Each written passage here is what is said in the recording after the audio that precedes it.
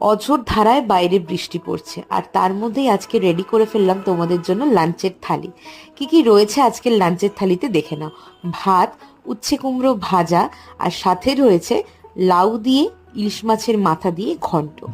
বাঙালদের তো ইলিশ মাছ ফেভারিট।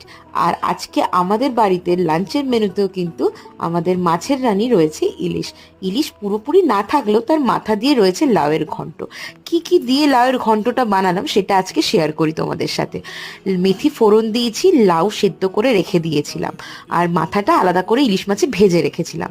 তারপরে কড়াইতে মেথি ফোড়ন দিয়ে তার মধ্যে দিয়েছিলাম ধনে, হলুদ আর অল্প গুঁড়ো লঙ্কা। কষিয়েই মশলাটা দিয়ে দিলাম লাউটা, আর লাউটা কষে আসলেই দিয়ে দিলাম তার মধ্যে মাছের মাথাগুলো ভাজাটা। তো এইভাবেই বানিয়ে ফেললাম আজকে ইলিশ মাছের মাথা দিয়ে লাউয়ের ঘন্ট।